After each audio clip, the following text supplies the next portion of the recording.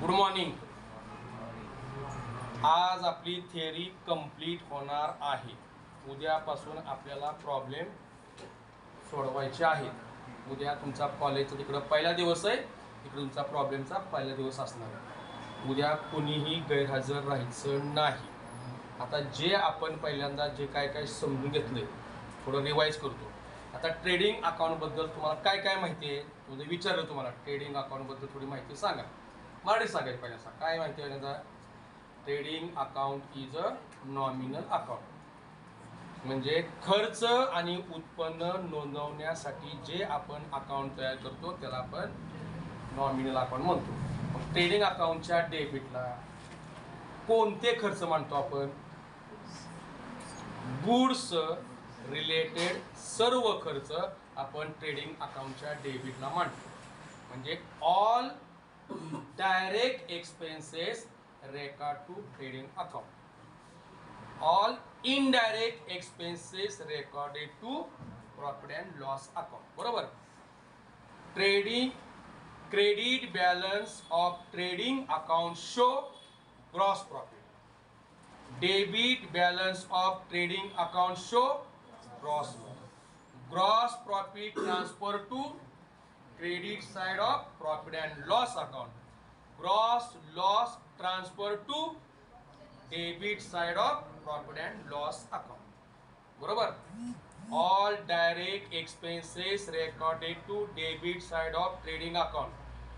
जेवढे जेवढे गुड्स संदर्भात असणारे सर्व खर्च ट्रेडिंग अकाउंटच्या डेबिटला नोंदवले जातात. आणि इनडायरेक्ट एक्सपेन्सेस म्हणजे एखादं प्रोडक्ट तयार झाल्यानंतर, म्हणजे फिनिश्ड गुड्स म्हणतो, तयार झाल्यानंतर आपण जेव्हा विकण्यालायक तो गुड्स तयार होतो तिथनं पुढचे सगळे खर्च प्रॉफिट अँड लॉस अकाउंटच्या डेबिटला मानतो. म्हणजे indirect expenses recorded to debit side of profit and loss account.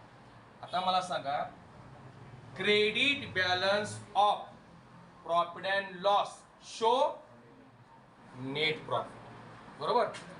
Debit balance of profit and loss account show net loss.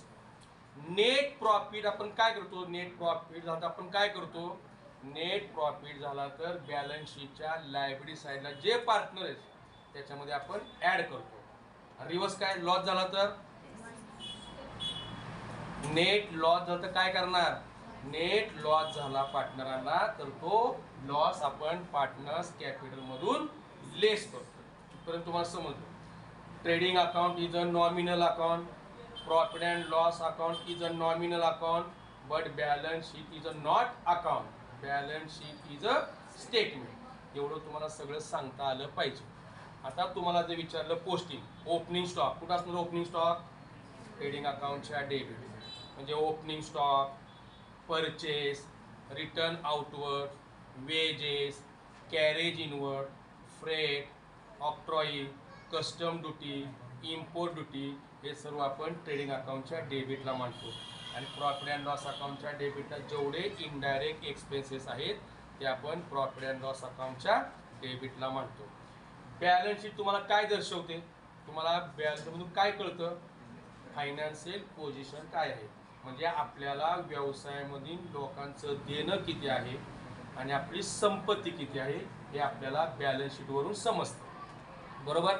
आता मी तुम्हाला प्रॉब्लेम दिल्यानंतर पहिल्यांदा टोटल सगळे जे मिनिंग जाईल, ओपनिंग स्टॉक म्हणजे काय, परचेस म्हणजे काय, रिटर्न आउटवर्ड म्हणजे काय, रिटर्न इनवर्ड्स म्हणजे काय, सेल्स म्हणजे काय, ऑक्ट्रॉई म्हणजे काय, हे सगळे मिनिंग तुम्हाला मी सगळे समजून सांगितले.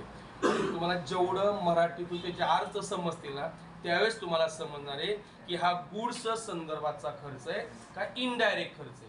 हे तुम्हाला एकदा कळलं का नाही की तुम्हाला 100% अकाउंट सोपं जाणार आहे. आता जर मी तुम्हाला प्रश्न विचारला, नीट ऐका, की ओपनिंग स्टॉक कुठे येतो? ॲडव्हर्टाइजमेंट प्रॉफिट अँड लॉस डेबिटला. Patent, furniture, debenture, goodwill, advertisement, insurance profit and loss अकाउंटच्या डेबिटला. एकदा तुम्हाला सगळं पोस्टिंग समजलं, ॲडजस्टमेंट एकदम सोपे असते.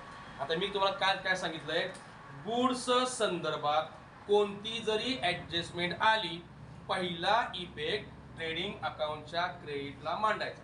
जसं की closing stock, first effect trading अकाउंटच्या क्रेडिट साईडला आणि बॅलन्स शीटच्या असेट साईडला.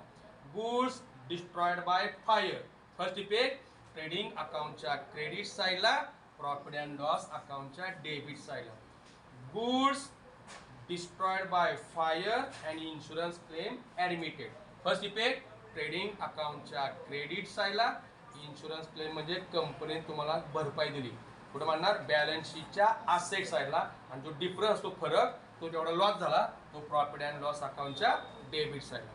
Goods distributed as free sample, माल असा फुकट वाटा जाहिरात म्हणून, फर्स्ट इफेक्ट ट्रेडिंग अकाउंटच्या क्रेडिट साईडला आणि प्रॉफिट अँड लॉस अकाउंटच्या डेबिट साईडला. गुड्स स्टोलन बाय थीफ, चोराकडून जर माल चोरला गेला, फर्स्ट इफेक्ट ट्रेडिंग अकाउंटच्या क्रेडिट साईडला, प्रॉफिट अँड लॉस अकाउंटच्या डेबिट साईडला. Goods withdrawn by partners, first effect trading अकाउंटच्या क्रेडिट साईडला आणि सेकंड इफेक्ट पार्टनरांच्या बॅलन्स शीटच्या लायबिलिटीला कॅपिटल म्हणतो, त्या कॅपिटल काय करायचं लेस काय, कारण ड्रॉइंग असतं.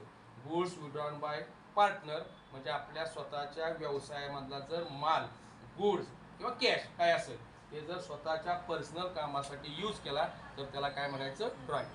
अनरेकॉर्डेड परचेस, खाली ऍक्टिव्हिटी असते बघा, goods purchase ₹50,000 but not recorded in the books of account, म्हणजे परचेस तुम्ही गुड्स केला पण तो नोंद करायचा राहिला. आपण काय करतो परचेस मध्ये ऍड करतो, ट्रेडिंग अकाउंटच्या डेबिटला परचेस, न्यू परचेस मध्ये ऍड करायचं, ऍड न्यू परचेस, आणि इकडं क्रेडिटर्स मध्ये ऍड करायचं.